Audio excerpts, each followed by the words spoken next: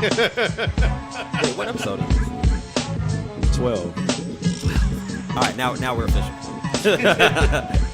We're good. We're recording. All right, This is it. Speak Between the Lines podcast. Oh, y'all waiting on me to do that. So, okay, now. Well, see, here's the thing though, because you have like some type of little thing that you do now. Yeah. I noticed. The 12. Nah, it's something. Oh well, yes, that too. But it's some spill that you have. Yeah, like the Oh, intro. Nigga, shut up. You know you got to spill. That's all brand new and shit. Nigga, you know you got to spill. Yeah, but I forgot it. I thought you had to roll down. Yeah, but it's in the phone. Oh, and the phone's not back. The phone charging. Okay. All right, so Speak Between the Lines podcast. Is your Do boy- you want somebody else to do the intro? Do you want to do Do this? you want this? I don't care. I mean, you brought it up, so I figured that you didn't want to do it anymore. Do the intro, bro. No, No, do the intro. I'm going to watch. Speak Between the Lines podcast. This is your boy King Ave. J Rock. Rez. Young, we in this mug. Episode 12, right? Yes. Do the 12. I can't do that shit. That's you patent that. I can't do that. You can't do it?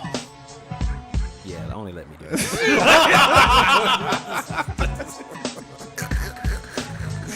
Okay, go ahead. Oh, shit. Man, we in the building. Episode 12. How you guys feeling today? Man, I'm feeling great. Yeah. Oh, you know what? Sidebar. That's something, early sidebar. That's something I wanted us to do. You What's remember that? that Outkast, Big Boy song? He sampled the "Feeling Good, Feeling Great." How I feel. Yeah. Uh-huh. I want that. I want that sample. You want that sample? Yeah, I'm in the song? gonna clip it. I kind of want to put that in the podcast. Like for every episode? I mean, just if somebody says, yo, how you feel? Oh, feeling good, feeling great, Yeah. feeling Okay. great, feeling Okay. good. because I How noticed are we say you? that a lot. Yeah, we do. Yeah, so I just think the sample might sound a little hotter. It might. We might get flagged. Speaking of flags, Boy, nigga, the flags were raising. YouTube is on our ass. And nigga, they 3 was on seconds us, after we bro. uploaded it. Like, nope. We hear this song. Yo, oh, you thought you was gonna play that Rick Ross? Nope. We got that shit too. You thought you was gonna play that Rick Ross? Hey, no, I caught him early, so yeah, that was crazy. But Yeah, we gonna figure that shit out. Because eventually, I ain't gonna say they might end our page, but they keep coming to us with the emails. Man, Yeah, new, and new those- email every week. those emails are getting progressively aggressive. Yeah, first it was like, oh, we're not gonna do anything to your account. Now it's like, all right, look, we done caught y'all motherfuckers too many times. But like Rick Ross is in the hospital right now. Have some class.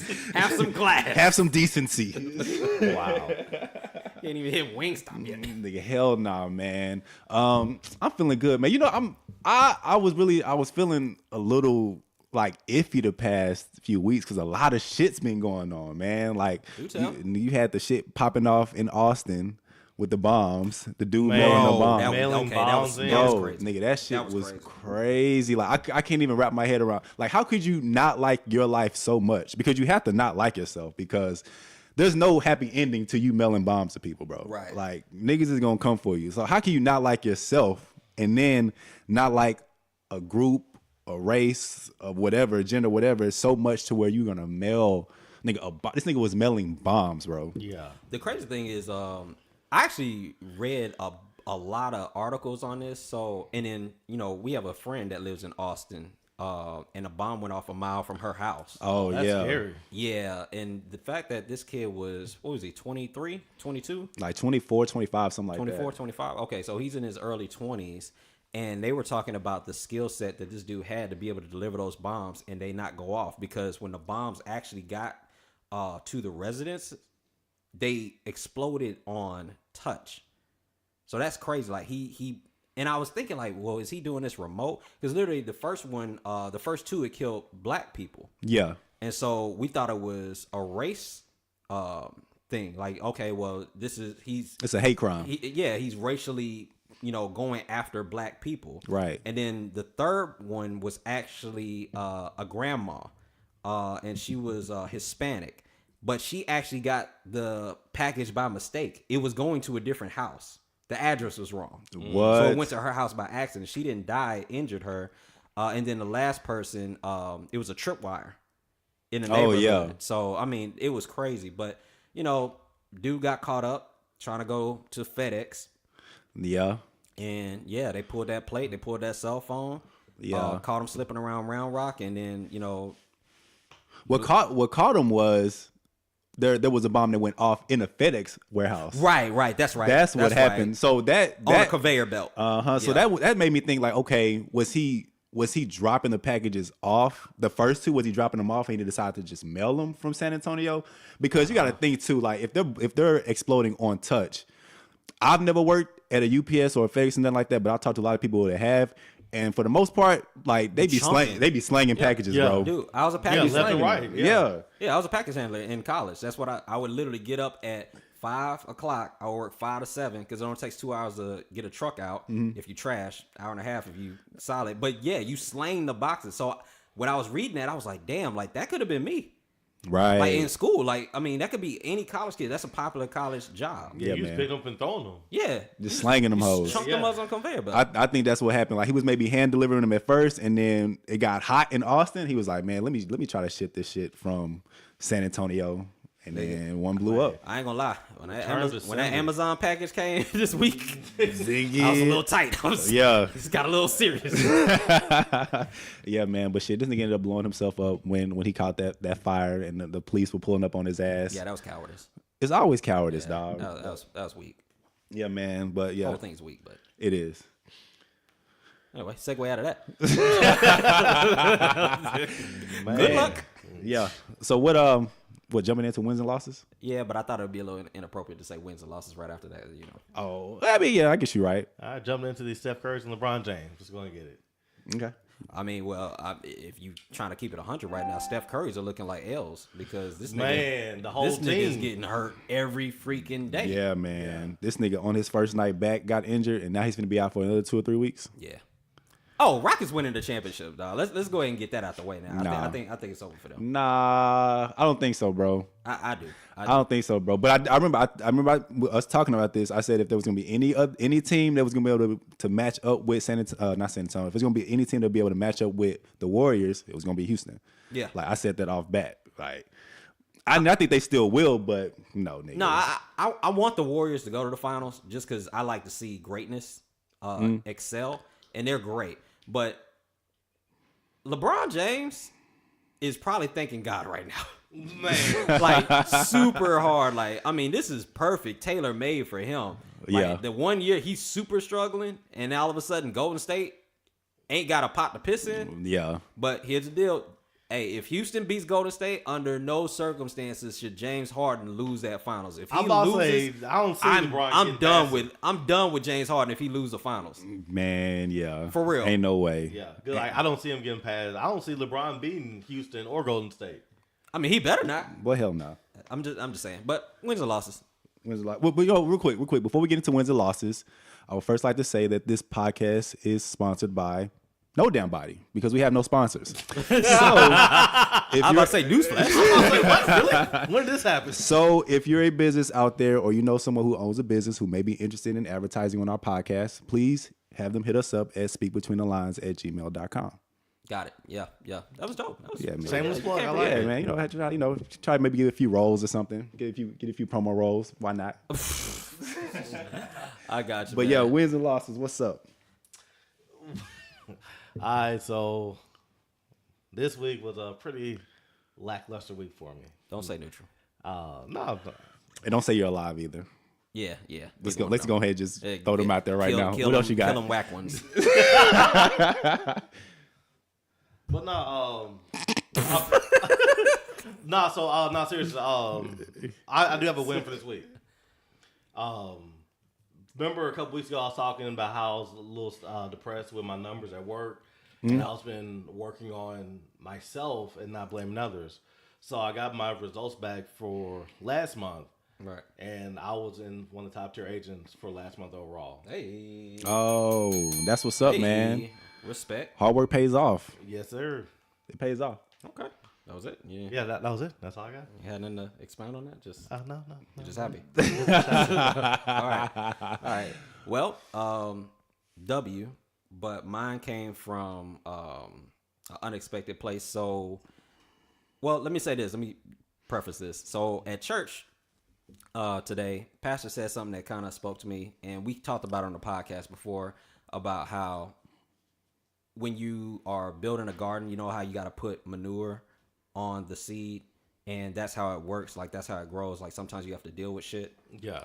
So he talked about how God will disrupt your life in order to prepare you for a blessing. Okay. Right? Yeah. So my win actually came also by work, where I ended up getting a raise. So a couple episodes back, we talked about stepping back to step forward. And for context, I was working in a position. I was having some panic attacks. I ended up in the hospital. Right. And then I had to step back into a different department, a lower department. Right.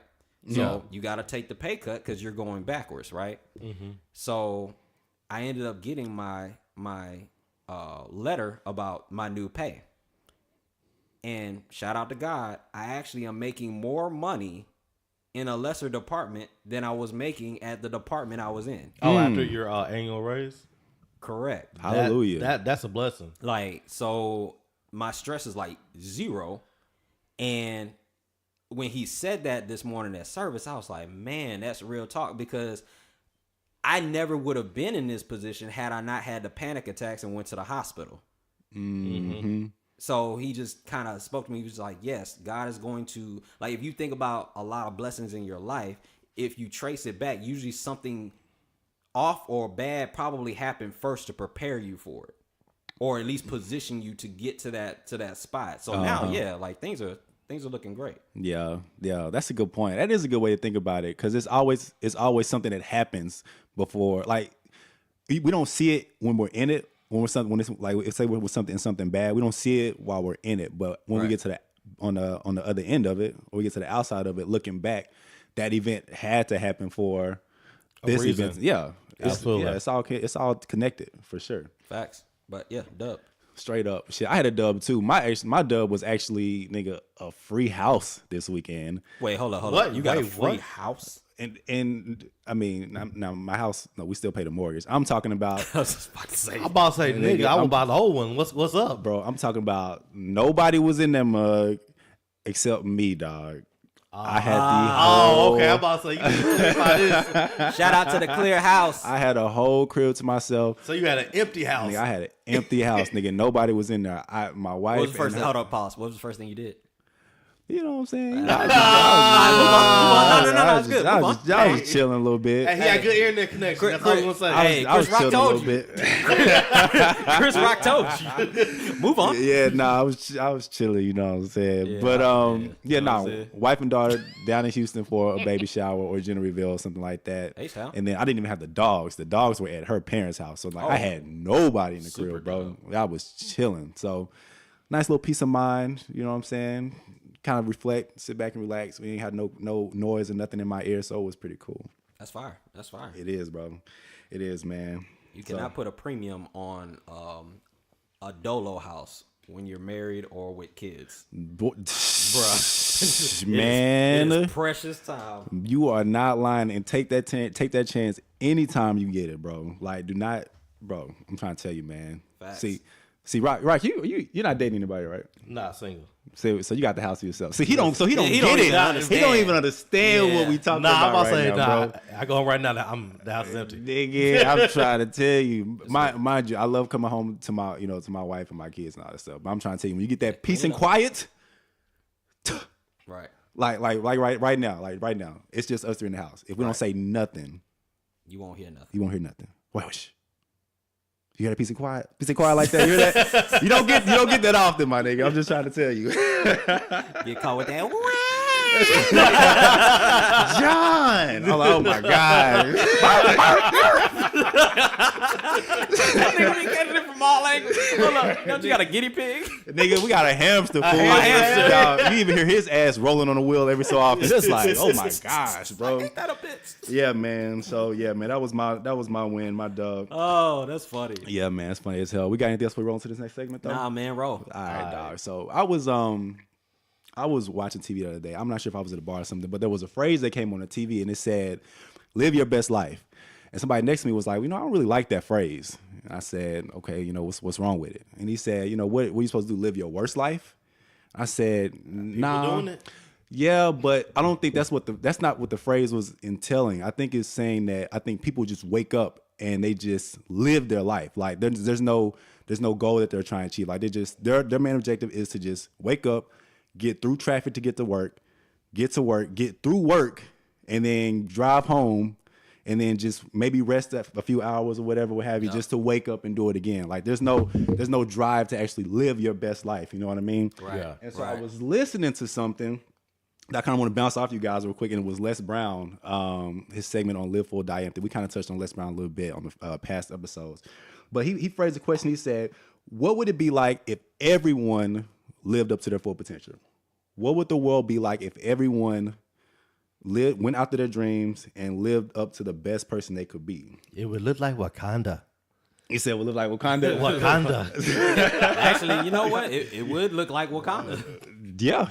I think that would be pretty historically accurate. So what do y'all think it is? Like, why do you think that people aren't living up to their full potential? I don't even know if we are conscious of the day. Like I don't think we get the most out of the day because we're just kind of cruise. We're on autopilot. Mm-hmm. We're subconsciously going through the day. It's like we are just on routine watch. What was that? I remember one of my mentors, Mike Humes, he talked about it. He said, I go to work to get the money, to buy the food, to get the energy, to what? No, I dig the ditch. That's what it was. It was the story of the ditch. So he digs the ditch to make the money, to buy the food, to give him the energy to go to work to dig the ditch. Oh, wow. And it's just this repeat cycle. And I think unless you're around people that are constantly challenging you or pushing you, you will fall into that habit almost just subconsciously. Like you won't even think about it. You'll just be on autopilot because we're programmed to do certain things. Right. So just kind of getting to the point, I just think maybe we aren't conscious of, hey, I need to be living my best life. One last thing, and I'll pass it to Jay. I was at an event yesterday, and one person said, you will never hit the target that you're unaware of. So basically, like if you don't even know where you're aiming at, you're guaranteed to miss that target. And I don't know, like, do you find it weird, like, when you ask somebody, like, hey, what's your goal for this month? What's your goal for this year? What's your goal for this day? That's not really common. Right.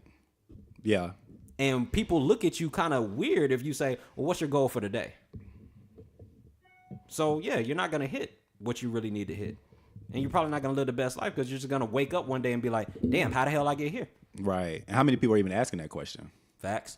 Yeah. I agree with both of that, but for me, it's more so society as a whole trains you not to. And that goes to the educational system. That goes to corporations. Because as a child, you're taught to go to school, get good grades, get a job at a good company, and just work. That's what people are taught. So when you ask why don't people do it, no, people are doing what they're taught how to do, because the educational system was designed for factory times. Go to school, get education, get a job at the factory, and stay there 20, 40 years, retirement, get the gold watch, and live your life. Now it's translated to, instead of factories, just go out, get a good job, try to get a job at a Fortune 500 company, and stay there 20, 40 years and retire. You know, people aren't, well, outside of the top 10%, people are taught just to have a worker's mentality. So when you have that, yes, you dig the ditch to make the money, to get the food, to give energy, to dig the ditch again. It's because that's what you're taught to do. Speaking of Les Brown, he has a quote that the problem that most people have is with goals is that they don't set goals so high and they miss. They set their goals too low and they hit them. Right. Right. So that's what I get from that. It's not that people choose not to do it. The majority of the people are taught in a different system. And when you have the 1%ers, they grow up in a different world, where it's just not about education. It's about even when you have famous people with kids, it's like, well, no, most actors or most successful people, it's like, I want to make sure my child figure out what he wants to do, and then we nurture what that is, and we'll figure out what he's going to do based on what his passion is. Right. That's true. It's not, okay, well, no, he needs to go to school, get good grades, and then get a job. No, we need to find out what his purpose is, and then we figure out the rest from there. Okay, so is that where you think it starts? Because that's kind of my next question too. Because I mean, once you get older, it's like, okay, I need to find a job and work and pay my bills and all this stuff. But when you're a kid, you have this huge imagination of everything that you can and you want to be in life. At least most people do. The main question you're asked when you are young is, what do you want to be when you grow up? Right. If you think about the time, if you really think about just the time lapse of how everything happened, just starting being 100, when your mom and your dad were having sex and your dad popped, 400 million sperm came out. Oh, God. You know what I'm saying? I don't want to think about this. Hey, if we just being 400 million sperm came out, and only one made it. One made it to the egg. So if you think about it, just from that perspective, I'm a finisher, boy. I know how to run races. I don't run the race, nigga. I finish. Nigga, you are not lying, nigga. First, swam, nigga, swam. Nigga, true. If you not first, you last, my nigga. Straight up. That is Ricky Bobby.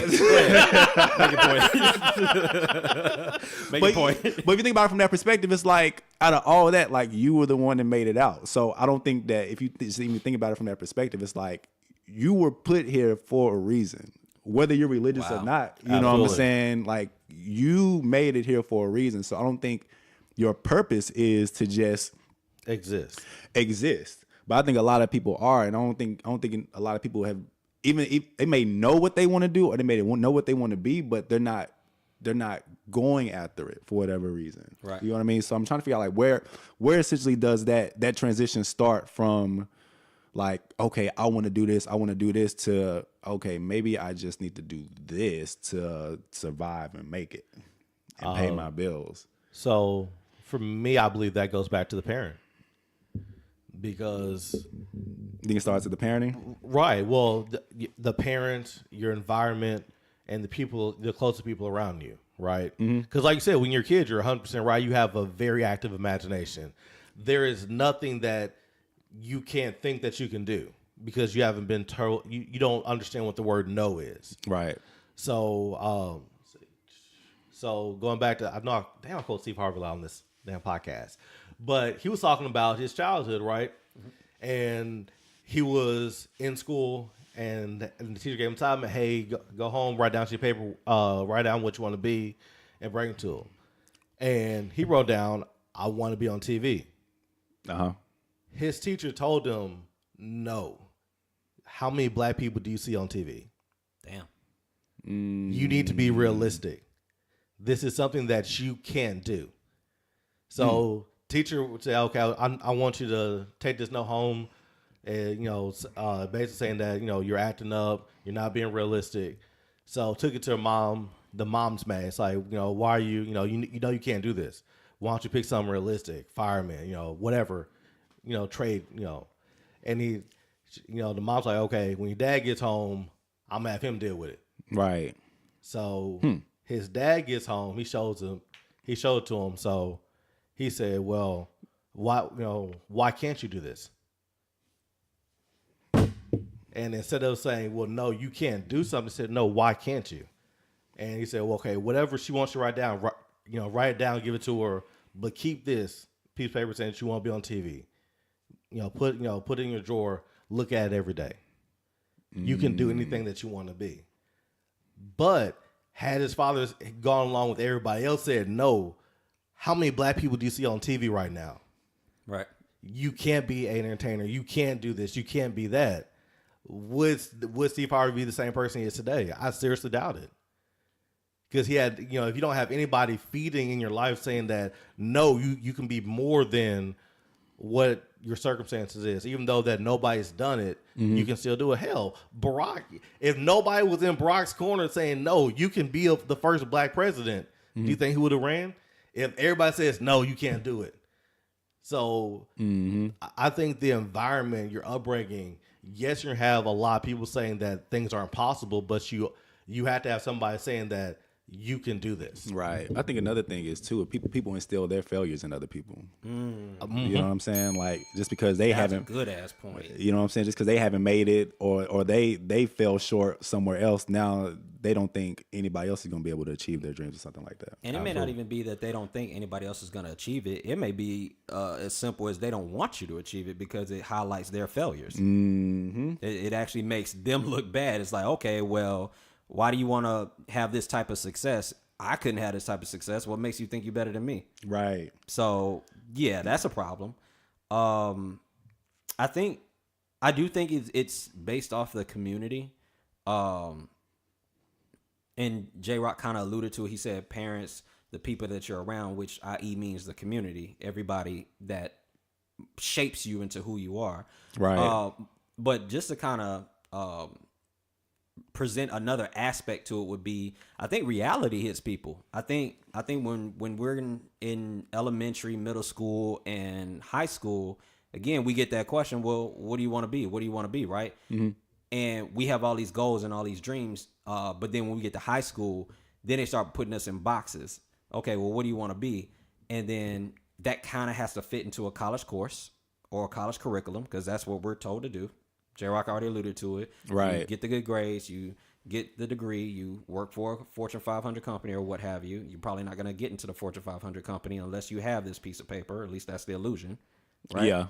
So now it goes from, well, what do you want to be? And it's unlimited to, well, what do you want to be that fits in these boxes? Right. So that's a problem. And then you pick that box, whatever that is. And then we all heard this story. You know, you're in college, you're a year in or maybe a year and a half in, and you switch the box. Oh, well, you know what? This major, I'm not really feeling this. So, you know, I'm gonna go for this degree. I think I really want to do this. I messed up. I didn't know that, you know, what I originally picked wasn't a good pick. Right. And that could be based on the marketplace. Because the marketplace can change where, you know, you go into a certain field and that field gets completely wiped out based off of technology or what's going on. Right. So, one, you went from unlimited choices to boxes. Then you went from box to, oh, I have to change my box to fit what I really want to do. But then you have something that hovers over you, student loans.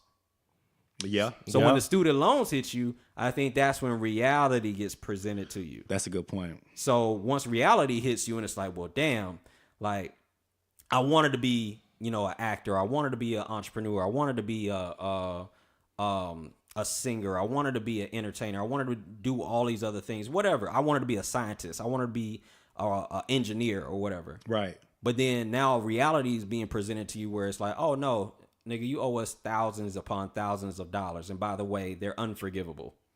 So you have to pay this. So then it goes to, well, it's not what I want to be. It's like, oh, well, this is what I have to do now. Right. Right. I think that's an aspect. So do you think there's a difference between, or do you think there's a strong difference between like passion and, because what you're kind of saying is passion versus perspective, I would think. Right. Like you have a passion. Summary. Yeah. You know what I'm saying? You have a passion or what you want to do, but then, but at the same time too, mind you, I want to say that you should definitely go after your goals, but what you're saying, I mean, it does have to be reasonable. Like you have to be able to live off of it though, right? You know what I'm saying? I struggle with saying it has to be reasonable because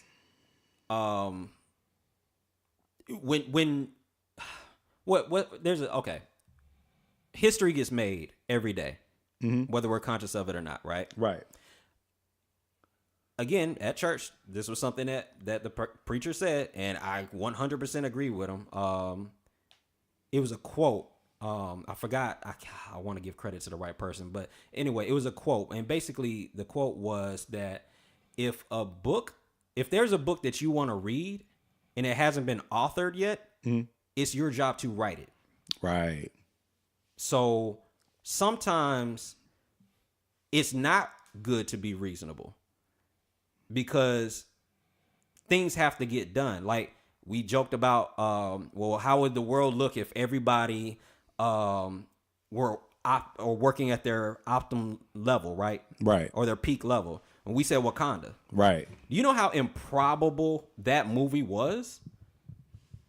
In the grand scheme of things, in the midst of cultural divisiveness, to have an all-black cast, a black director, and have a mainstream appeal, like that was unprecedented. There's a reason that movie made $1 billion, and shout out to Black Panther, by the way. It's actually the #1 grossing Marvel movie now. It actually passed Avengers, so props to them. But so that may not have been reasonable. So I guess there has to be a balance between, okay, have an audacious, unreasonable goal, because like that was a big word. I like that. Audacious. Oh yeah. I've been trying to get that one off all week. but like J Rock said, by way of Les Brown, is sometimes we set the bar so low, and we hit it. Right. Bullseye. So I think there has to be a balance between being unreasonable and having a plan. Right. Okay. I'm glad you addressed that because I know somebody is going to be listening to this and they're going to say what I just said. Okay, well, I mean, you have to be realistic. I know you want to have your goals and stuff, but I mean, you have to be realistic. And you made a good. You addressed that actually really well. Oh, That's what's up. Yeah, man. You know what? There was something else Les Brown said that really kind of set it home for me, and he said that if you're laying on your deathbed, right, what you want is people around you, family and friends, that are praying for you and comforting you as you pass over. But he said, what if what was laying there with you was the dreams, the ideas, the talents, yes, sir, that you never went after, and they're sitting there looking at you like, why weren't we fulfilled? Wow. Oh. You know what I'm saying? Wow. And now we have to, instead of you giving us to the world like you were put here to do, now we have to sit here and die with you. Yeah. Woo. This is why I love Les Brown. That's heavy. And I've heard so many quotes like that. And another thing it says is that the richest place in all the world is the graveyard. Right. Mm-hmm. Because of just that statement has all of the unrealized dreams, the unrealized potential of what everybody has. Mm-hmm. And going back to what you said is, whether it's realistic or it's profitable, if you're the thing that you're supposed to bring to the world is supposed to better it, there's a market for it. Whether it's self-help, fitness, technology, if you're doing something that's going to better the world, it may not be $1 million idea, but everybody doesn't need to be a millionaire. Right.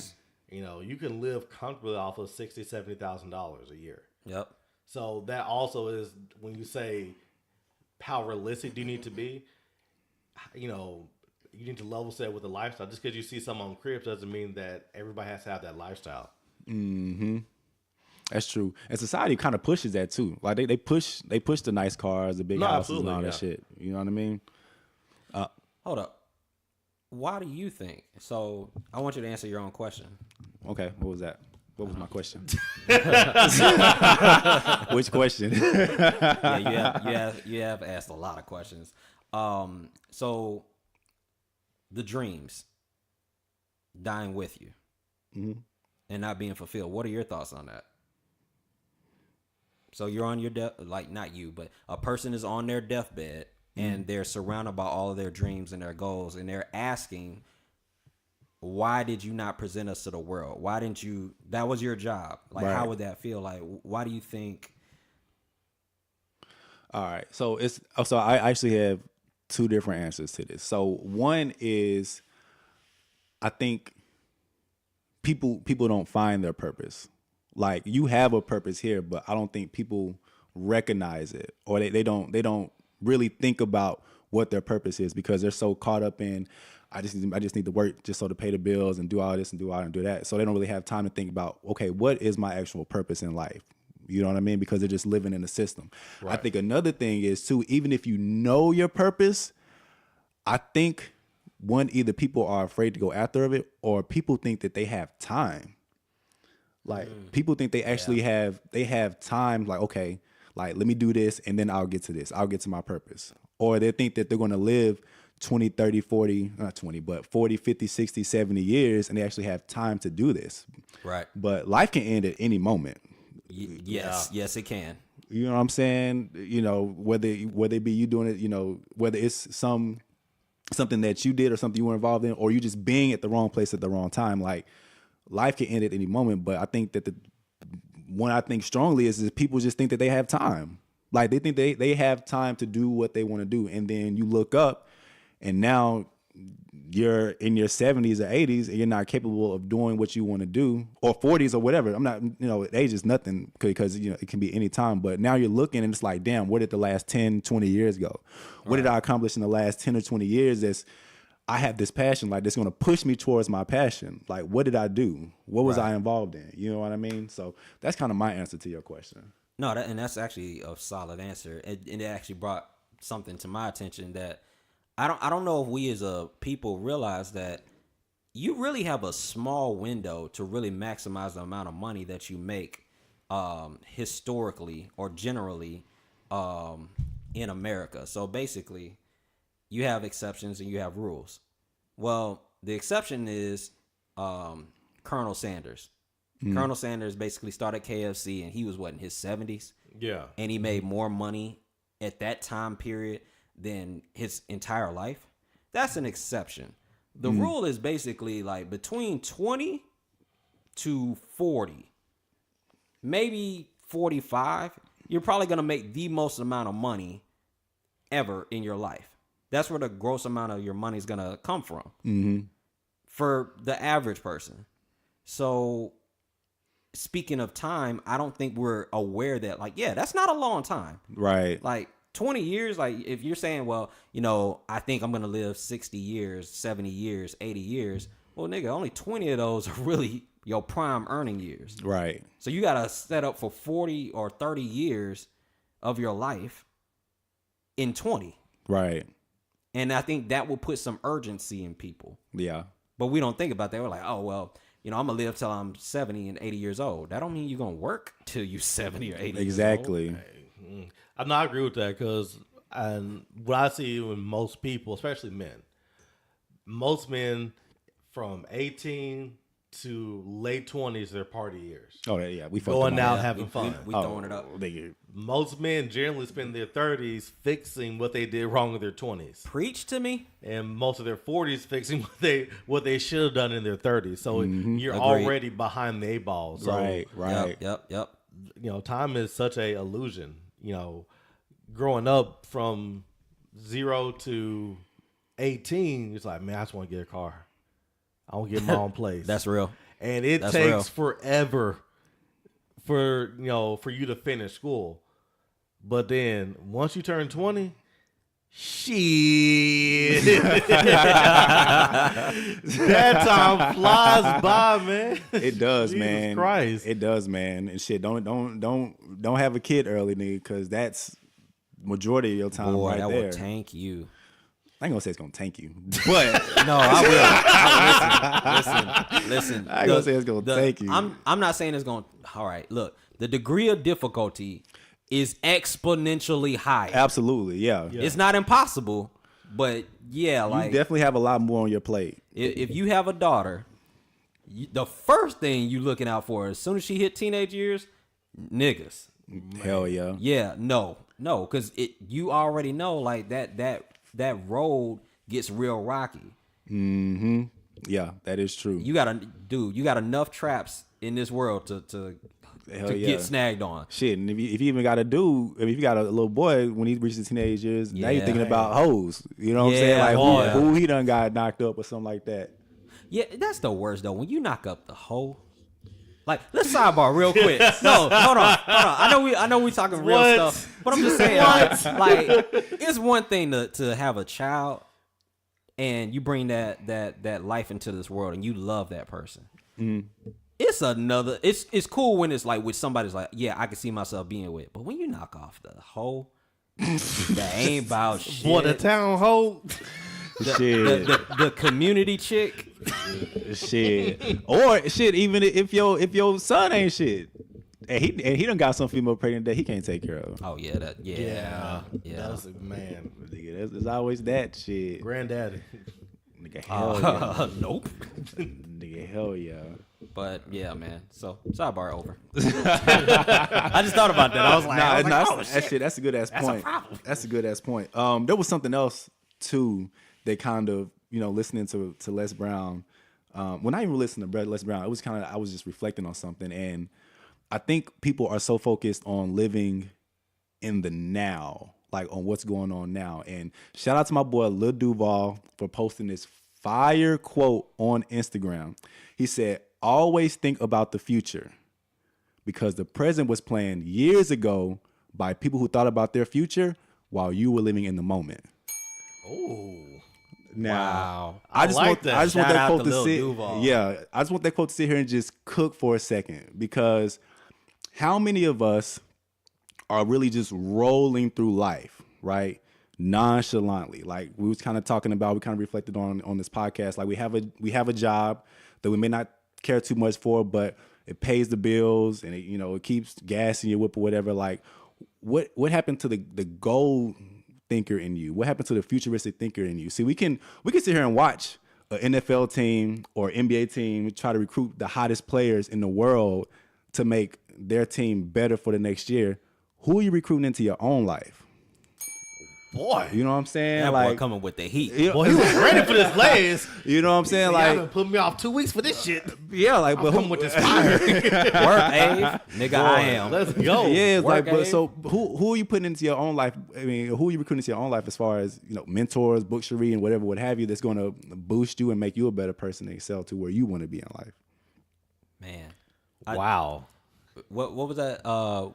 We said that on the episode. It was like, show me who you run with. I'm gonna show you how you finish. Mm-hmm. And that's real. It's like you're the sum. Shout out to Jim Rome. You're the sum of the 5 people you hang around the most. If you hang around 5 people that smoke, you're probably gonna be the 6th. You hang around 5 people that drink, you're probably gonna be the 6th. You hang around 5 people that are forward thinking and they're goal oriented, you're probably going to be the 6th. Right. Oh, you know what's crazy? So I was at an event last week in Oklahoma, right? I watched this dude get an award for making $300,000 in a year. And so he did it in a 12-month period of time. It's amazing. So he's giving his speech, right? Yeah. He says one thing that really stuck out to me, and I appreciate it because I got a chance to talk to him just on the street. It was weird after the event. But he said, out of the people that I hang around with the most, I make the least amount of money. He said, out of the people I hang around with the most, I have the worst relationships. Out of the people I hang around with the most, I have the worst lifestyle. Wow. And so his point in saying all that was, we challenge each other to be successful. We challenge each other to live a certain type of life. And so, yeah, who you spend your time with, if you're the smartest person in the room, you're in the wrong room. That's a problem. Right. If you make the most money in the room, you're in the wrong room. You need to spend a majority of your time with people that are doing better than you. If you have the best relationships with your family and your friends and anybody else in the room, what are you going to learn? Right. And so I asked him about that. We were like crossing the street. Like he was just standing there. I was like, yo, this nigga makes $1 million. He's just sitting there on the side of the street trying to wait to cross. And I was like, yo, I heard, first of all, congratulations and on your success and everything. But can you tell me a little bit more about your relationships and the people that you spend the most time with? And he was like, basically, I select people that I want to be. So if I see something in you, even if you may make less money than me, but if I see something in you, that doesn't mean you have worse relationships than I do. So I'll seek that person out. Like, who are you recruiting onto your team? To bring it back to your point. And being conscious of that, because high achievers are conscious. We talked about that earlier in the episode, that Sometimes we're on autopilot. Sometimes we're just subconsciously going through life. The people that are winning the awards, the people, like you said, we watch the NFL teams and the NBA teams. Nigga, do you know how much they plan on, okay, here's the plan. We're going to draft that kid. And we've been watching that kid since high school. We're going to draft him 5 years later. That's a plan.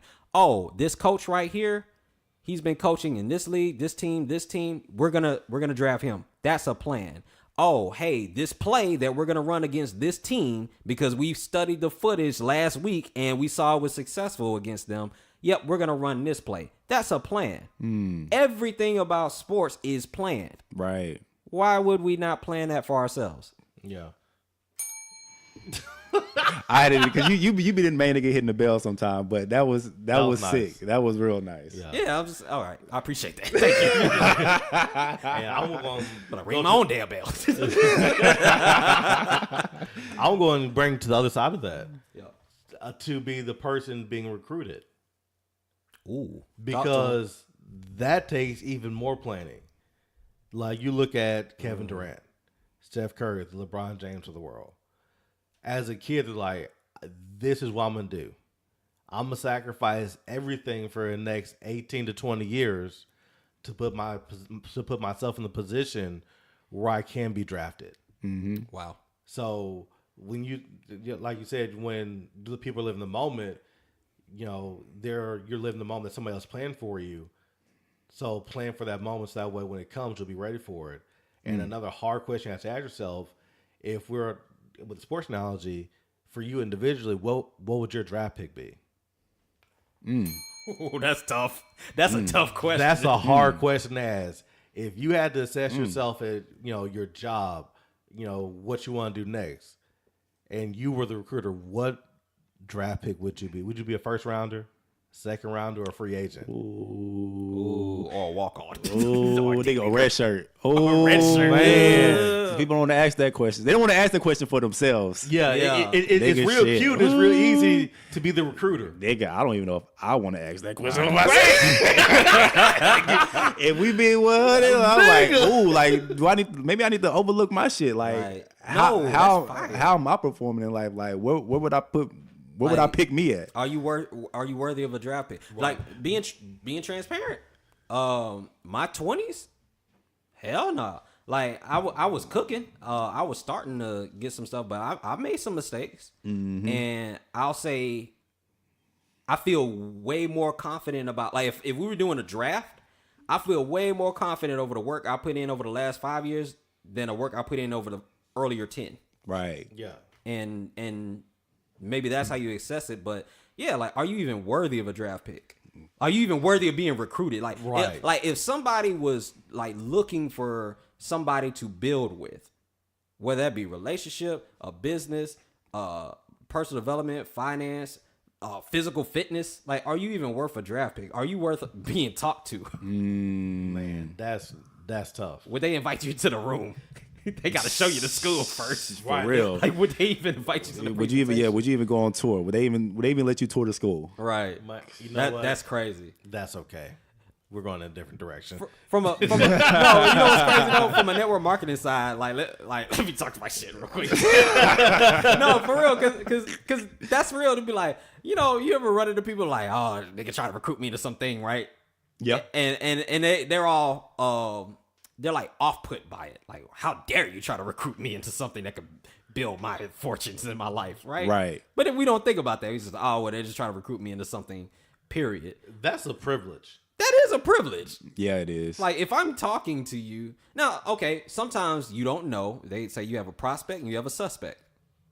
So sometimes, we're talking to people, they're suspect. We don't know if they're even fit for this. So you have to ask them a certain amount of questions. But if people are asking you to join a business and you're immediately turning them down, like, you're putting yourself in a position where you can't be recruited into something that's bigger than you.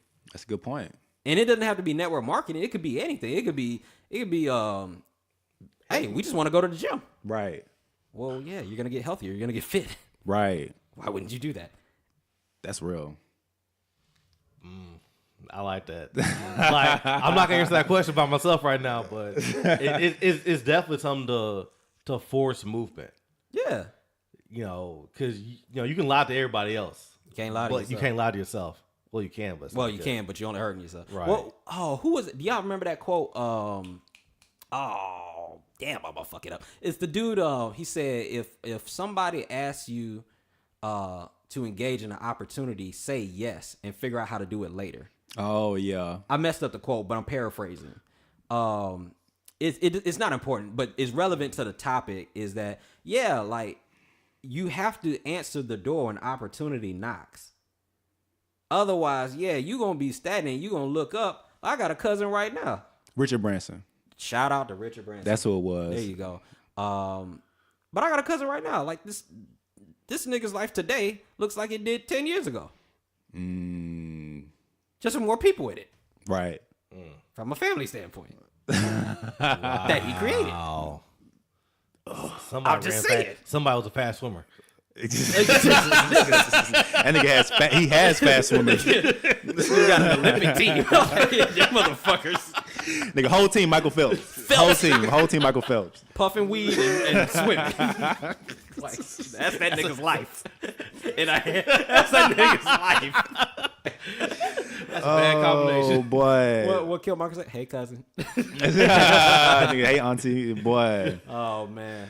Man, but that was it, man. It's just I was listening to that dude and it made me reflect a lot. So I really wanted to just bounce those ideas and stuff off of you. So nah, that was dope. We appreciate that. oh yeah, man, no doubt. I know J Rock, he had what you want to talk about? We got to work on these segues. Anyway, my bad. No, it's all good. So you didn't make eye contact. I got one. I got a segue for you. You know, Chris Rock's Chris Brown. Well, nah, it's a little better. It's a little better. You know what? better. Another thing that kind of cuts us off is that because you know how you said going back to network marketing, how you said that people turn down the no's, they turn down getting a better life. Yeah. One thing is that we're too prideful. We don't think that we need our life to be any better. Right? That boy good. So y'all gonna realize what's saying. That boy good. That was amazing. This man is awesome. Amazing. I will never joke about Chris Brown again. you know what I'm saying? So speaking of pride, man, that was a fire segue. Boy, that's how you do it, eh? So I've been thinking about this for really the past month. And which is what Ada alluded to is pride and where the place of pride in not only our community but as a whole. And before I get into it, I want to ask y'all, what do you see? How do you define pride? that's a little. I don't know, man, because I don't really. Pride can be a tool and it can be a crutch. Mm-hmm. You know what I mean? Like, because I personally, I see a difference between like, I don't know, man.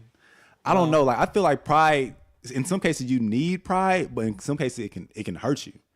Well, rather than try to tell you what I think pride is, I'm just gonna read it for you. Pride is a feeling or deep pleasure or satisfaction derived from one's own achievements, the achievements of those with whom one is closely associated, or from qualities or possessions that are widely admired. That is what pride is. Okay, so, and based off that definition, is that good or bad to you? I think it's good. I don't see anything wrong with that. I think the issue is when you let it get to your head too much. Because if you feel good after certain things that you accomplish or whatever, what have you, then you should, because that you should use that energy as motivation to push you into accomplishing and achieving something else. Right. You know what I'm saying? But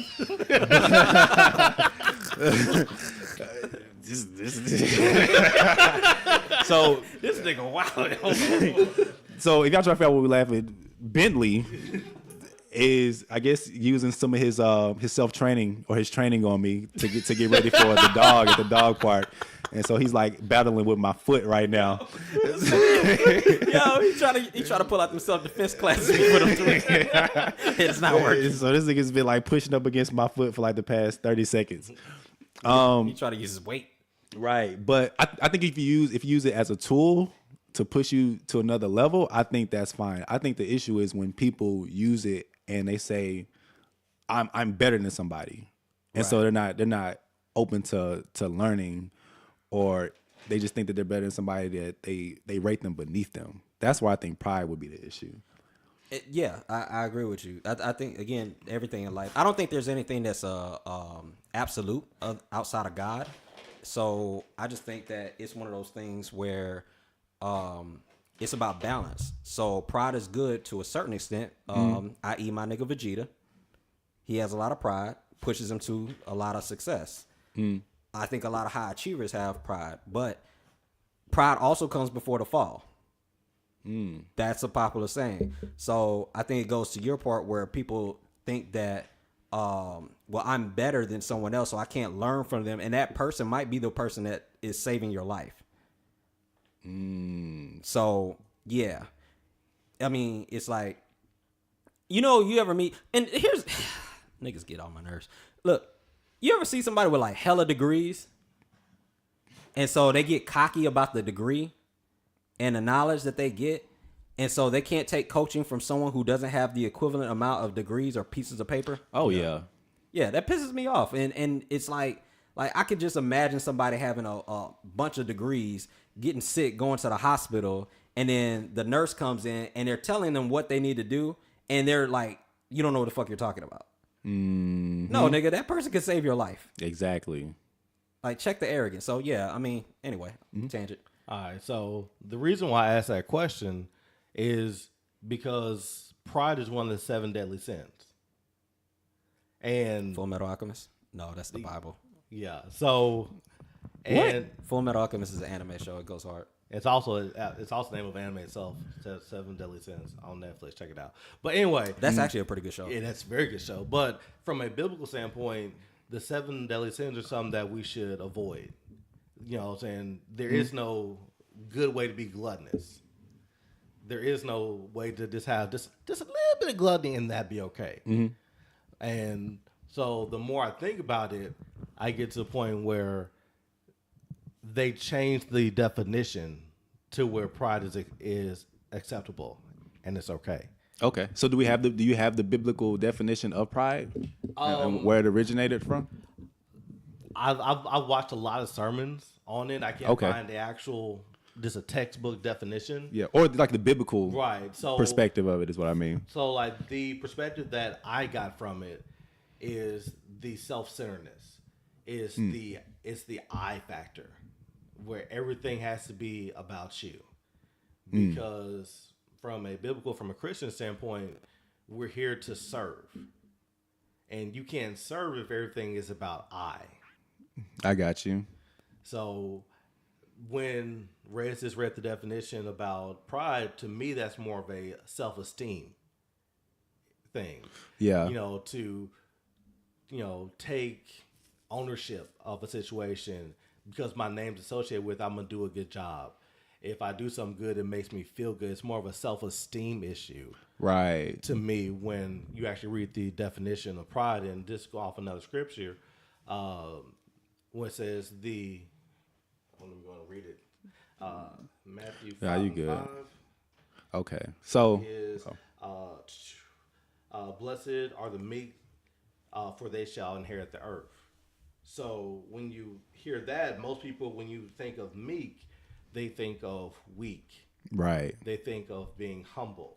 And when you actually look it up, is being quiet, gentle, and submissive. So it's more about being obedient, and not towards just always just having a humble mindset.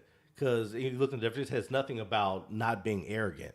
It's nothing wrong with thinking that what you're doing is right and you having a high self-esteem, but are you serving others? You know, is going back to what we're just talking about with purpose is your purpose just for yourself? Because that's where the pride issue comes in, where everything you do only serves yourself. Right. Versus what I'm doing is it helping others. Okay.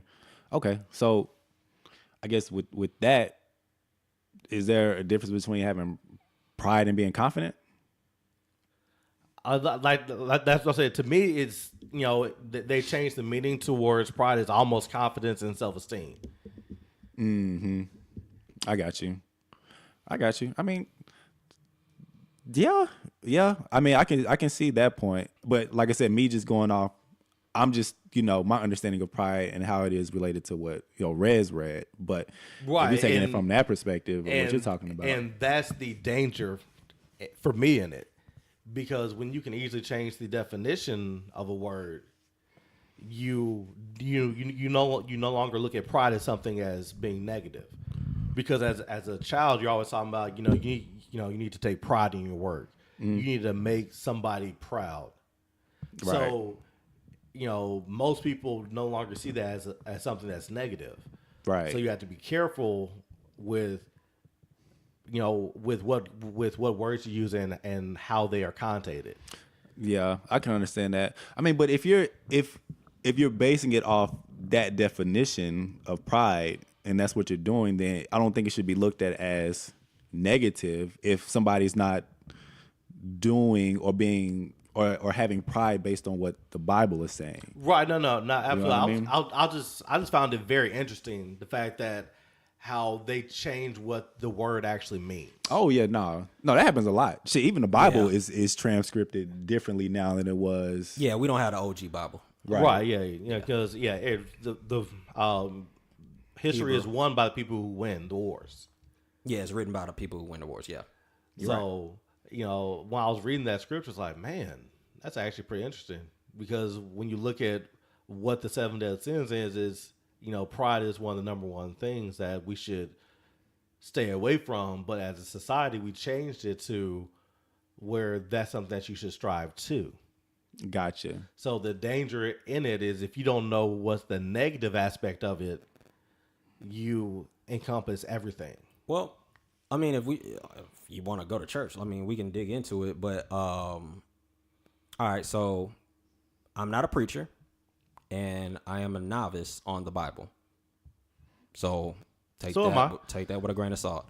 But my perspective on that, and again, as we grow, you know, that changes over time. But if we're talking about the 7 deadly sins, and pride is one of them, I would imagine from God's perspective, it would be sinful for us to have pride, because even in the definition that we have today, it's a feeling of deep pleasure or satisfaction derived from one's own achievements. Well, pump the brakes.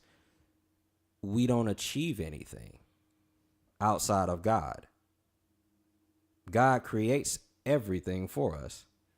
Now, we're co-creators with him. He allows us to take part in that creation, but nothing happens outside of his will. If he doesn't allow it to happen, it ain't happening.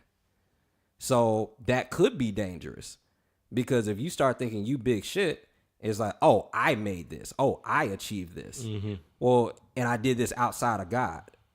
Well, now you got Lucifer. And he's popping off. He takes a third of the angels.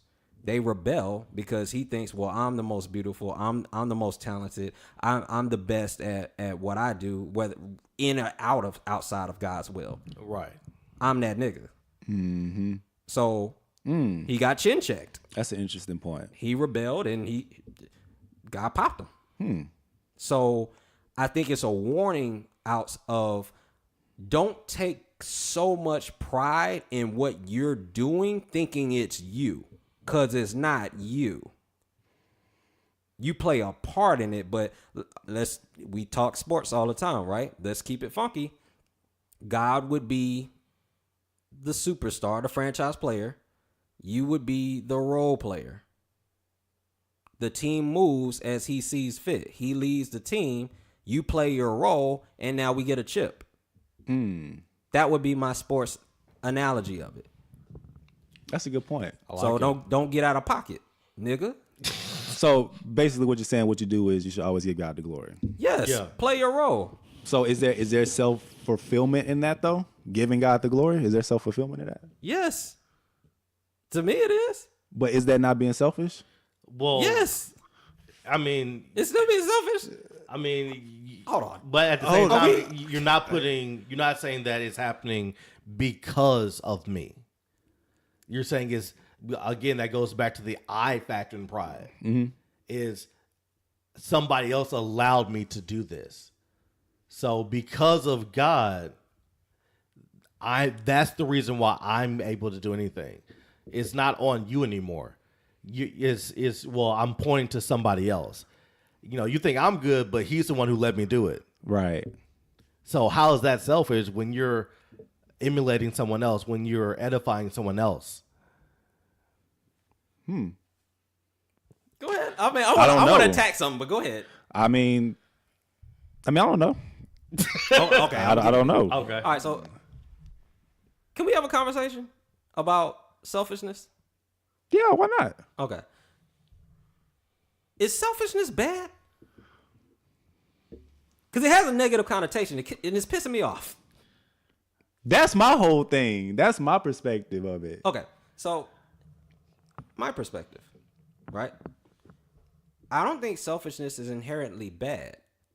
I think it's a shameful word that we try to use to make people feel a certain way. Because I don't think there's a person alive today who is not selfish. At all. I would agree. And the reason I'm saying that is because what's the it's the law of self-preservation. Self-preservation is it's a rule. If shit were to pop off, you gonna care about yourself more than you care about anybody else? Right, but there's a phrase. It's a phrase I want to put into it, but the context is basically that self-preservation is like the number one rule of survival. Yeah. Okay. Right. Okay. So self-preservation in of itself is inherently selfish. I remember there was a woman who told me this once. She said, "Selfishness leads to self-worth," and at first I immediately rejected that thought. Because I was like, I don't want to be selfish. Shame on you. You know what I'm saying? Yeah. And then I had to think about it. And I was like, no, there's some value in that. Selfishness does lead to self-worth to a certain extent. Because some people don't value themselves at all. And so they do things that are detrimental to themselves. Oh, I'm never going to accomplish this, so why try? Oh, I'm never going to be this type of person, so why even put in the effort, right? Right. But there's some, like, if you start selfishly wanting things for yourself to be better for yourself, you do start to see more value in yourself, and you'll hold yourself in a higher regard. Now, you have to be careful. We talked about balance because that leads to the pride issue, right? So you have to tightrope all of these things. You have to juggle all of these things. Right. Give me an example of that so I can follow you a little bit better. What's that? Selfishness? Yeah.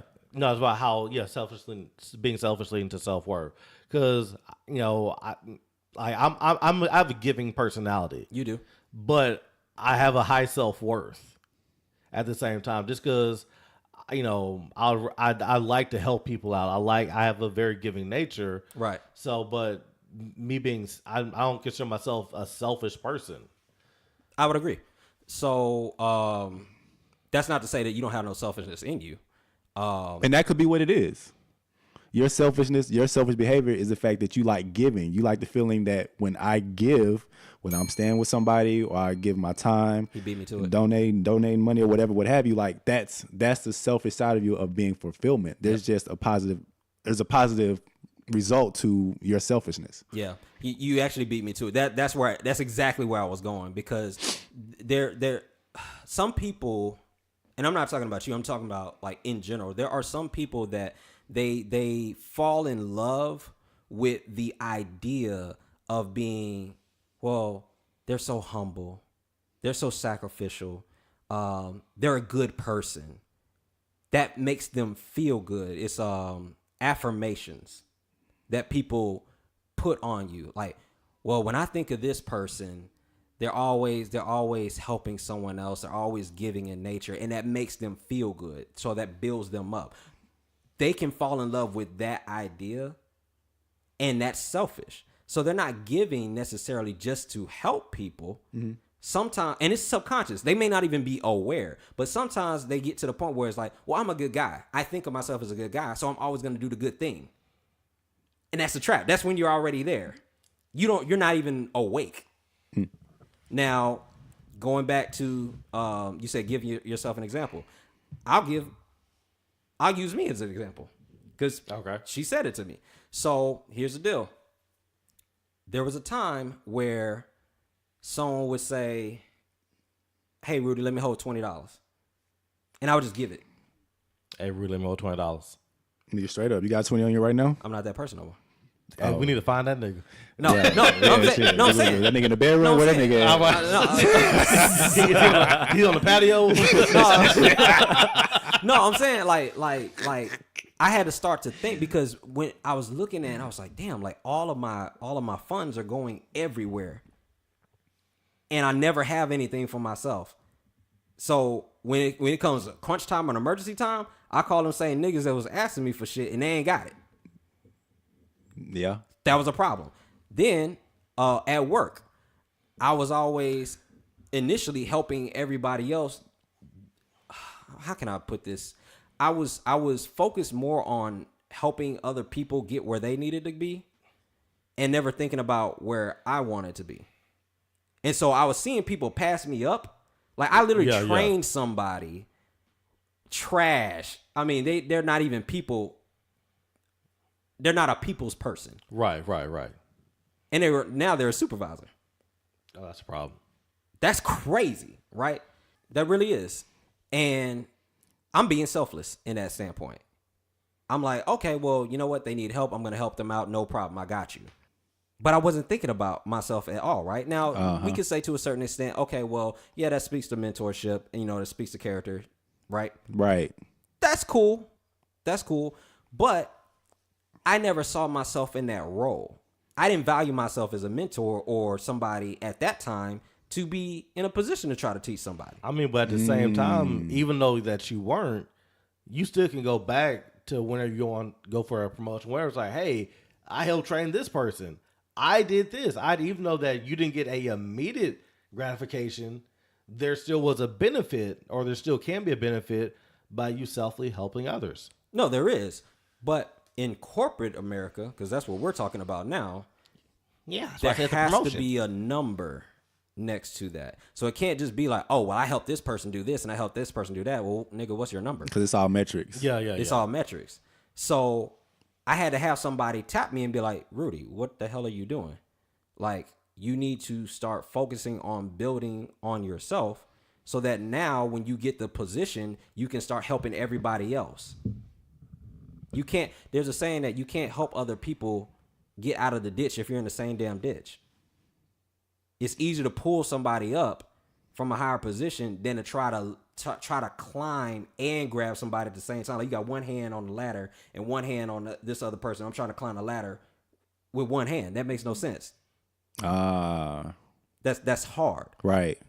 So selfishness leads to self-value. Like you have to be careful with that, because inherently when you hear the phrase, you automatically want to reject it. Selfish. Because nobody wants to think of themselves as selfish. On the surface, you don't want that. But there are a lot of people who don't have a lot of self-value and don't see themselves excelling on a high level. Like I have a teammate at work, and she's dope. Like she's really good at what she does, but she does not see herself at all being a person that can help other teammates. She doesn't see it. And I see it in her. And all she wants to do is just go to work, go home, go to sleep. And that's okay. There's nothing wrong with that. Mm-hmm. Unless there's something wrong with that. If that's not what she really wants, that's a problem. And so I look at sometimes I look at it like people that want to do more but don't have the confidence is because they don't work on themselves. When you start to work on yourself, that's selfish because you're wanting more for you. I'm going to read the books. I'm going to save the money. I'm going to take the class, all to build myself up. Now, the end goal might be, well, I'm building myself up so I can help more people. But some people are just like, well, no, I'm just going to help more people. Mm-hmm. And you're going to cap out because you're still at a lower level than you should be. Right. Because you're not pouring into yourself. You're just like, well, I'm just helping. Well, how much more could you help if you were at a higher level? There's a hierarchy to it. Yeah. There's some selfishness that you have to employ to get to that higher level. Mm-hmm. I mean, personal development. You have to work on you before you're able to ultimately help other people. Because like you said, it'll slow you down. And shit, we see that a lot. Not to bring up network marketing, but we see that a lot. We see people who are in lower positions or lower roles or levels. I don't know. Yeah, it's levels. Okay, yeah. Lower levels try to be the big dogs, and and think they can just pull up and help everybody. But no, like you have to work on yourself first. Right. So I mean, from that perspective, I mean, because I want to know your thoughts on it, because I know you were saying that giving and selflessness and all this other stuff. Like, what are your thoughts on what he said? I understand it. I mean, and you don't have to agree. He doesn't because he rolled his eyes. I can see it on him. He rolled his eyes. Because so it's going back to the example with your coworker, it's easier to see the faults and the strengths in others than it is to see it in yourself. Like that's why we have therapists. Like therapists are some of the worst people because they can listen to your story and they can say, okay, you can do this and this and this to fix it, but they can't do the same things for themselves. So that might be a reach, but okay. Yeah, that's that. Nah, yeah. For the sake of your point, go ahead. I think that's a reach. I mean, so like it's. I'll say like myself, for example. Right. I can help others easier than it is for me to help myself. Because it's easier for me to see faults in what other people do versus the mistakes that I make. I think that's a lot of people. Yeah. I mean, but you know what I'm saying? So it's even like where I'm at right now, I've worked on myself a lot more in the past 2 years than I have probably in the past 10. So let me ask you this. Is that do you think, and not to turn this into a therapy session, but we got the couch right here. Do you right? Yes, we actually have the couch right here. So because you said something interesting, you said that it's easy for me to help other people because I can see faults in them more than I can see in myself. Is that you avoiding something that you're going through, or something that you may be going through that you don't want to address? And not talking about you, I'm talking about anybody now. You know what I'm saying? But you brought it up, so it seems like the question is directed towards you. I mean, it actually does. It actually feels that way. You want me to lay down on the couch for a second? I mean, we can make room. I'm pretty sure there's a notepad somewhere that I can take my notes. I mean, seriously, and not to say that's the idea of giving, but I'm just basing off what you just said. Well, so because I can't speak for anybody else. So for me, it's more of a self-awareness issue. Right. Mm-hmm. So, about a month ago, I said that the reason why I did one of the reasons why I did the podcast, I work on my speech, and my speech has been an issue all my life, right? Mm-hmm. But I never realized it. I mean, aside from me stuttering as a kid, that's kind of obvious.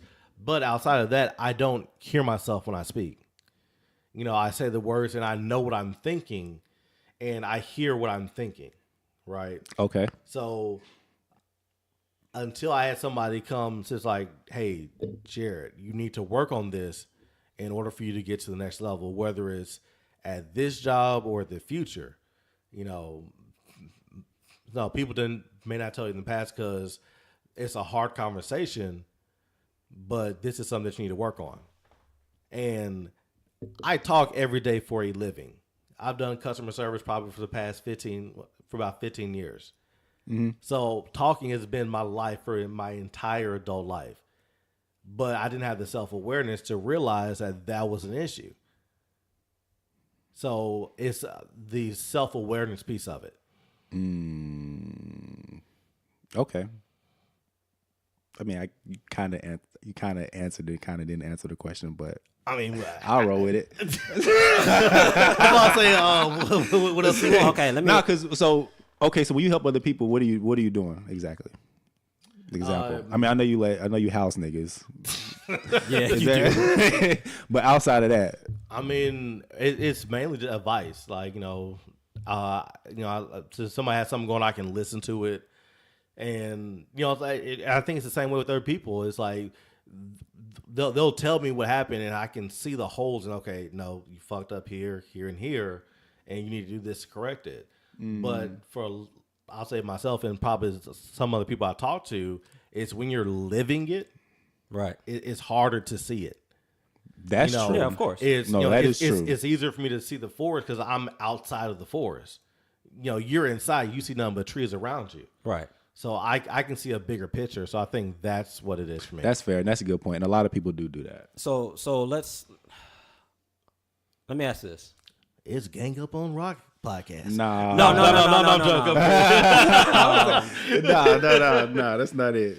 No, I'm just saying. So No, I like it. I like this conversation though, Like- because this is something that a lot of people I'm sure deal with. Well, I was going to piggyback off what you said about you can see the forest because you're not in it. I think that circles back to what we talked about earlier about show me who you run with and I'll show you how you finish. Who are you recruiting into your life? Because you need to have people around you that can point out what's going on, that can see the damn forest. Okay. You need that, right? Right. Yeah, I agree with that. Okay. Now going back to, I guess, the couch is no, because I wanted to make sure we made that point because that was a very astute point that you made. Yeah. Okay.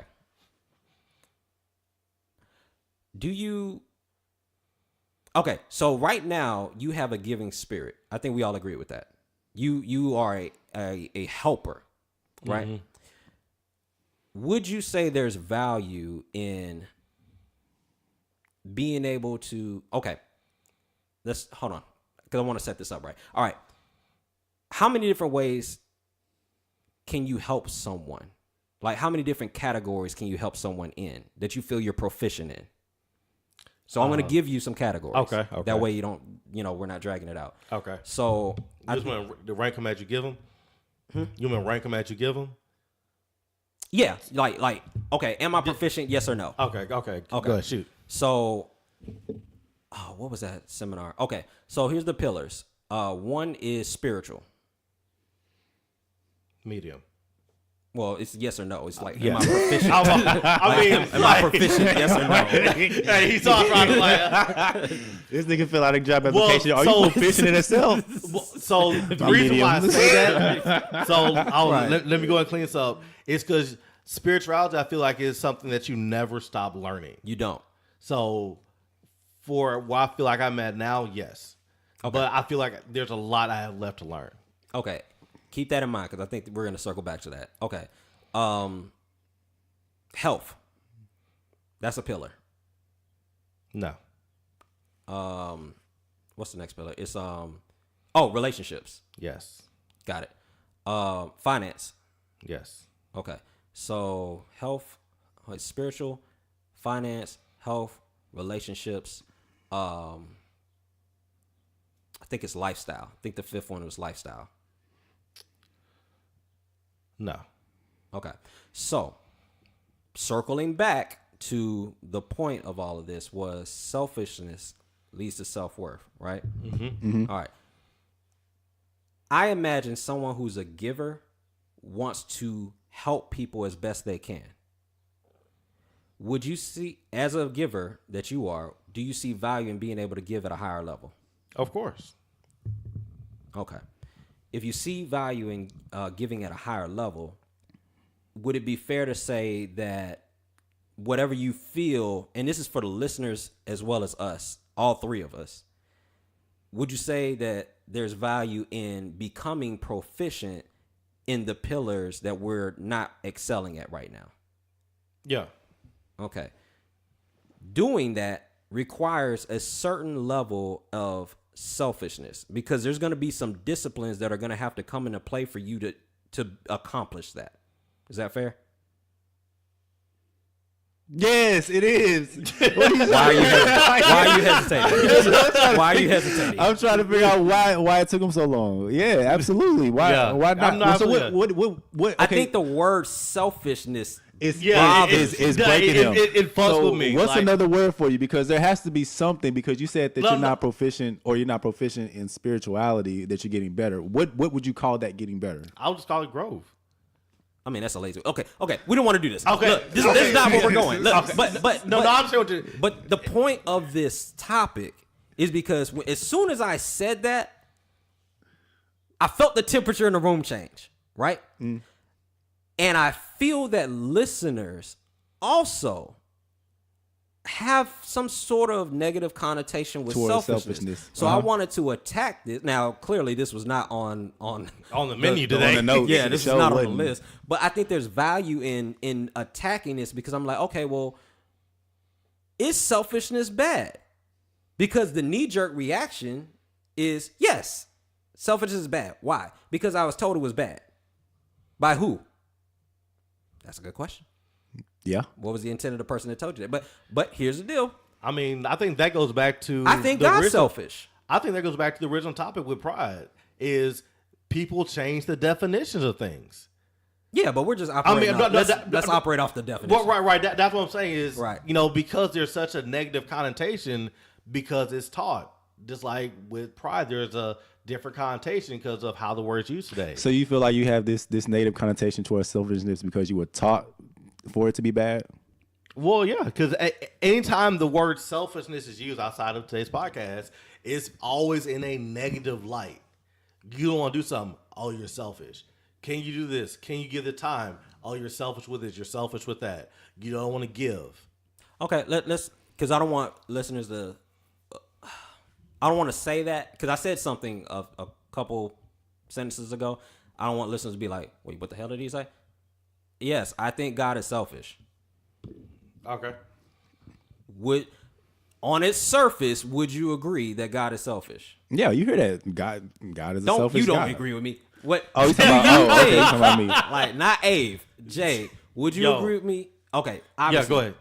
So, But now, do you agree? do though? you agree?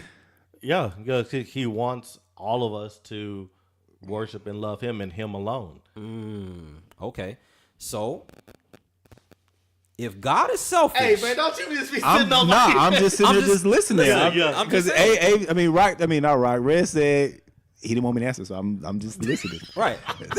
Okay. So if we can agree that God is selfish, right?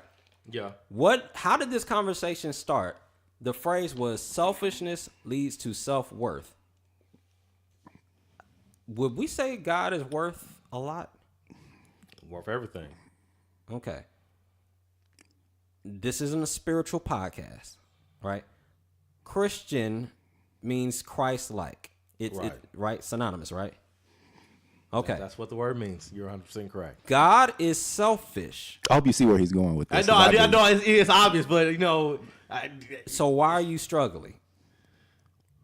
You see where I'm going. Yeah. I don't have to finish walking this road. Yeah. Finish it for the listeners though, because some may not know where you're going. I'm just saying, God is selfish, right?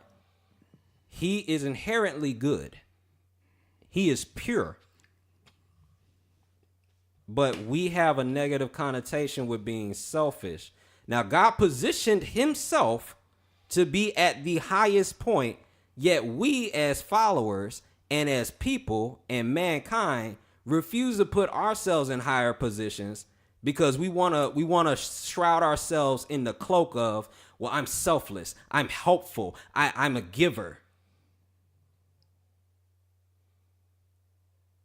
What's wrong with being selfish? Other than the fact that you were taught that it's bad. You may not know why you were taught it was bad. Now, I'm not saying cut everybody off. We routinely bring up balance. Yeah, because people There do ha- live in extremes. There has to be a balance. Like the only absolute is God.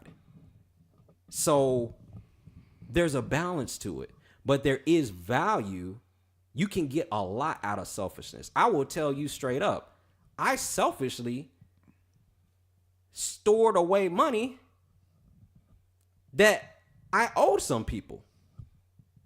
Now, they were credit card companies. And we're going to talk about that. Right?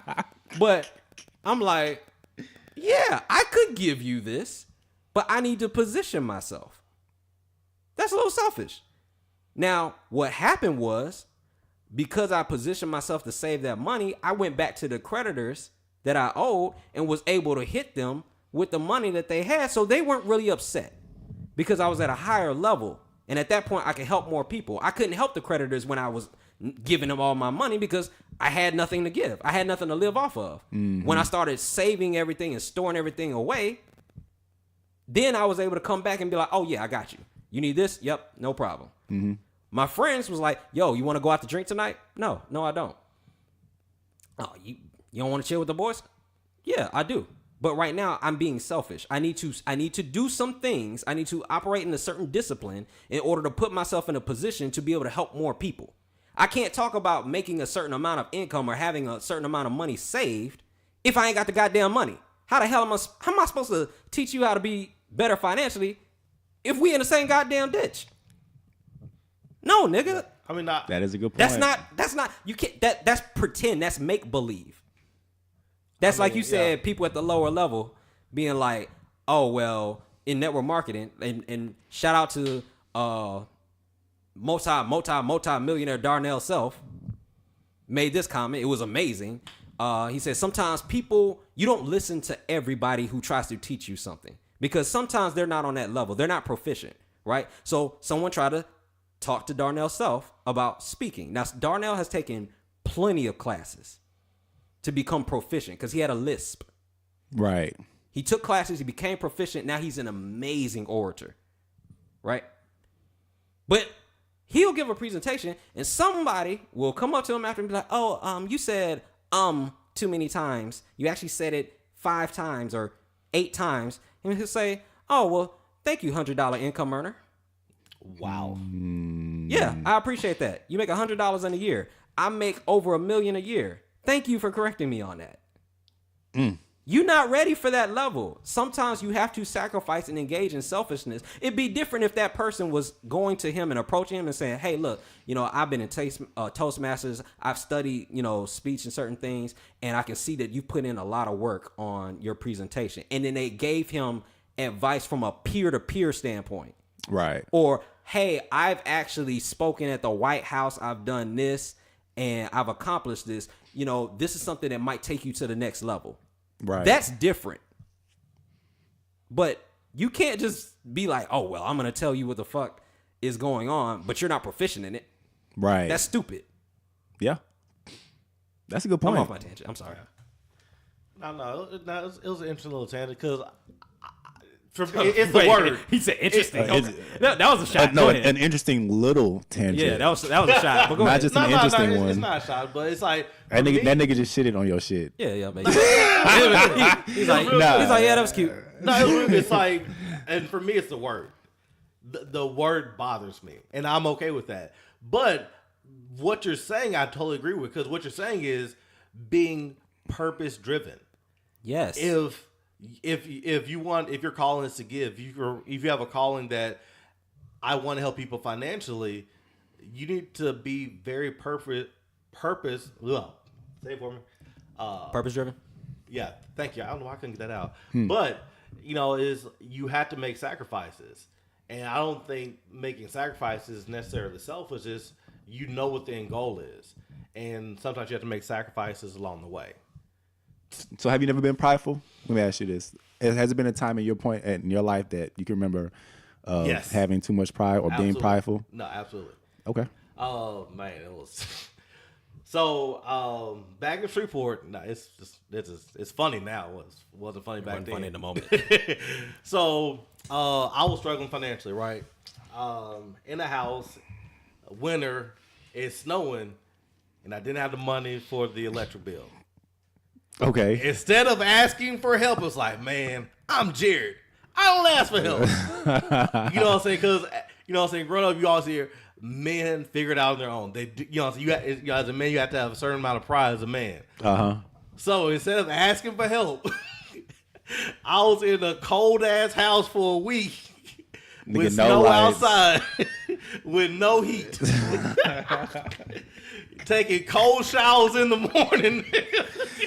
Hell nah. Are you for real? Hell yeah. Shit. I bet that was a humbling experience for your ass. Not very much so, but it goes back to, it's like, had I not been so caught up in the idea of what people expect you to act, you know, as what people say manhood is, or whatever the case is, I didn't have to take that L in my life. Now I'm thankful for it because it taught me a lesson, you know, in marketing. I think there, you know, no matter what you do, whether it's you putting yourself in a bad position or God putting you in a situation, there's always a lesson there. But yeah, that was a very cold winter. It was very cold 4 or 5 days without heat in the snow. That's too funny, man. I don't, man. If I had to choose a side, because I'm really in the middle of this conversation right now, but if I had to choose a side, I would probably go with Rez, bro. Sell out. That's not a sellout. No, he's making a valid point. No, it's a valid point. Like, for me, it's the wording. Like, I can't buy into that. You can't buy into the word selfish. Yeah. I mean, but like what he's saying, I definitely agree with, because in order for you to whatever, if you want to be a giver or you want to do whatever, you want to help people, you can't. I agree with that. You can't push somebody out of a ditch and they're stepping over you to do it, because you're still in the ditch. So what have you accomplished? So selfishness has to mean something else to you. Then it has to mean something else to you, right? Yeah, like, because what he said. Like I agree with saying, I mean, like, to me, is like I say, is being purpose driven, and you making sacrifices along the way. Whether it's, like you said, not going out, whether it's I need to work on myself for a season. You know, I'm all for that. It's just I just don't agree with the word selfish, and that's just a me thing. And that's okay. There's nothing wrong with that.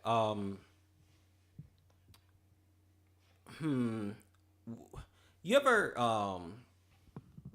heard someone be told they're squeamish? Yeah. Mm-hmm. Okay.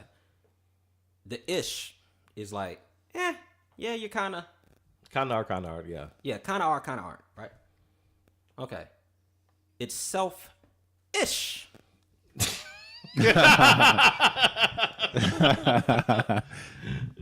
You understand? Yeah. I like that. Yeah. Like, I think that would help a lot of people to think of it that way. Like, it's not selfish, it's self-ish. Mm-hmm. That's a good perspective. I think they'll get value from that. I think that might help ease because the word is such a barrier to a blessing. If you can get past the word, you'll get to the blessing. Not you. I'm just saying, like, in general, like I think we as people get caught up on things that really aren't that important. Right. Instead of going towards the goal. And we'll let one little thing, like, I don't like the way that sounds. So like some people be like, well, I don't want to make a lot of money. Well, why don't you want to make a lot of money? Well, I don't want to make a lot of money because I don't want to become a bad person. Or because money is the root of all evil. Because money is the root of all evil. Well, no, nigga. It's the love of money is the root of all evil. Money in itself is just money. It's a piece of paper. You do with it what you need. Ooh, you said some hot shit, boy. You can let words and phrases stop you from your blessings. It stops you from the blessing. So, yeah, if you're listening to the podcast and you're like, well, I don't like the word selfish. Well, slow it down. You're selfish. Mm-hmm. Just a little bit. So you can put yourself in a higher position to help more people. Score biz. And I'm done. I like it. You got anything else you want to touch on, pride or anything like that? No, I think this was a great little double topic because it flows together. Mm-hmm. Because, you know, with the pride, it's all about the I, and then we have the other side of it where you're talking about the benefit of working on yourself. And like when you're finishing up, you look at the root word is self. And I agree with that. You have to work on yourself. So it's the It's the you don't ish. like. Like I said, it's the ish part I have the issue with. I love the self. What's your beef with ish? What's your beef with that? It smells like ish. I'm on myself shit. Myself shit, I'm on right? myself shit. Like, hey, listen. All right, that's what's up, man. That was a good conversation, good topic. Anything? I mean, because anything else you want to say about pride? I'm off. I'm good. Movie quotes. What's up? Okay, I got some movie quotes. We doing top first of three. Yeah, that's cool. Yeah, that's good. Somebody want to explain what it is real quick? All right, so movie quotes is basically we're gonna have two of the co-hosts square off on who can get the correct quote or the correct movie from the quote that's being given. So in this scenario, I'm gonna give the quote.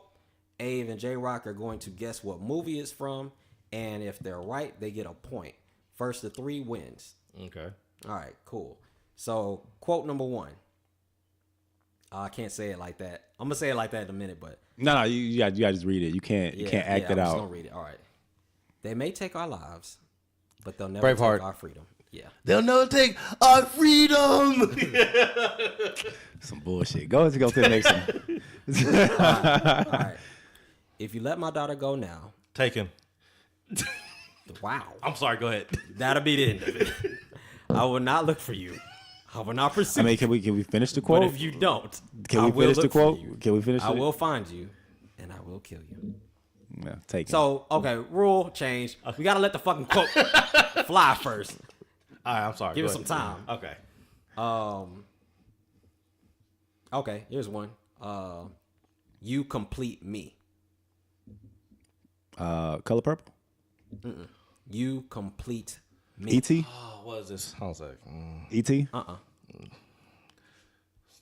You complete me. Beatbox. You complete me. Oh my God! What I know this movie too. It's crazy.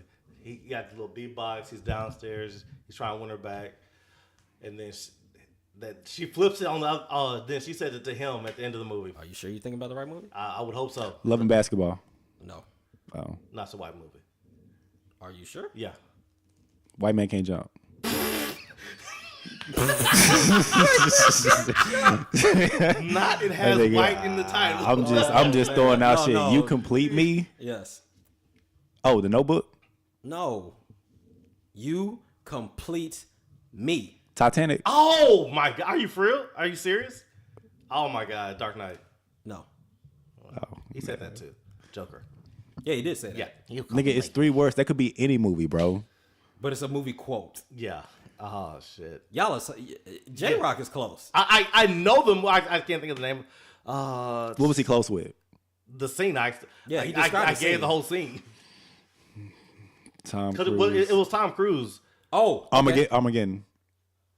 Oh my God. No, Tom Cruise. I'm thinking of that other guy. I'm thinking of Oh my. I'm thinking of the other white guy. Bruce Willis. Yeah, that's what I was thinking of. Bruce Willis. It's not cool. Tom Cruise. Tom Cruise. Armageddon.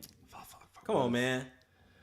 3, 2, I don't know. I can't Mrs. think and of- Mrs. Smith. I don't know. Jerry Maguire. Jerry Maguire. Oh, yeah. no. I couldn't think of the name of it. I knew the movie. Nigga, you complete me, nigga. That could have been any movie. No, bro. he said it 3 times. Because first time, you complete me, you complete me. Then she said it to him to get him back. I knew the movie. I couldn't think of the title of it. Okay. Go ahead. Just when I thought I was out, they pulled me back in. Ooh, Juice. Training Day. keep going.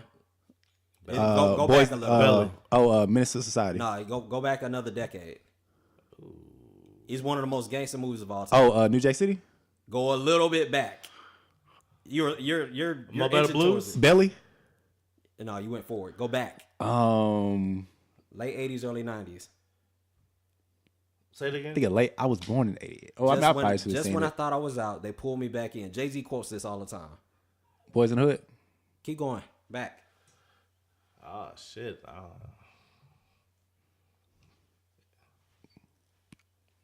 3. No, hold on.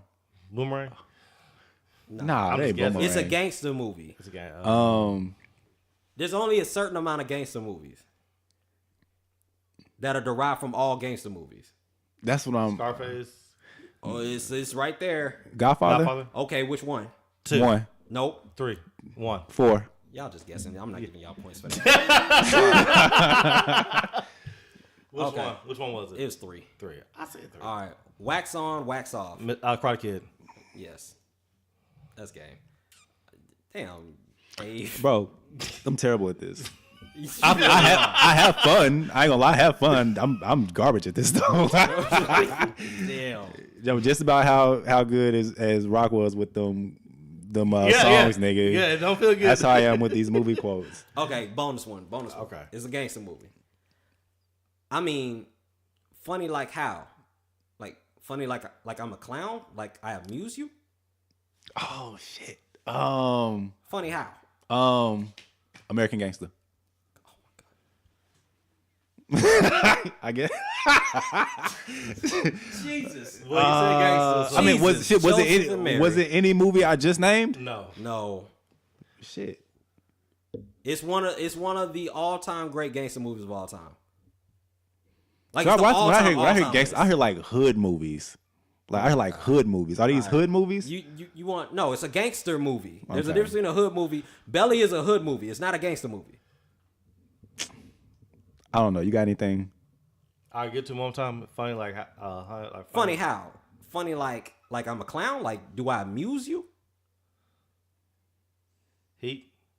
You're so close. I know. Like if You are so fucking know. close.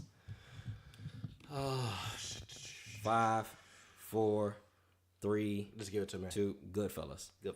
I've never seen my it. God. What? I've never seen Goodfellas. I know. Blasphemy. We I watching know. Goodfellas today. Oh, Goodfellas. I haven't seen that either. Golly, y'all wilding. Yeah, I've never seen it. So, Nah, I'm yeah. disappointed, y'all. Wrap this show up. We're done here. See, that was very selfish, Rez. Yeah, so I guess you know what the show. I guess everybody gotta be done with the show, huh? Yeah, With your selfish ass. Yes. I'm done. I'm done. Are you done? Are you done? That's too funny, man. All right, wrap up of episode 12. This is your boy King Ave. Do it too, huh? Yeah, I mean, we got anything else we gonna get into? No, that's it. Shit, well, shit. This is King Ave. J Rock. Young Rez. Speak between the lines. We out of here. 1, 2.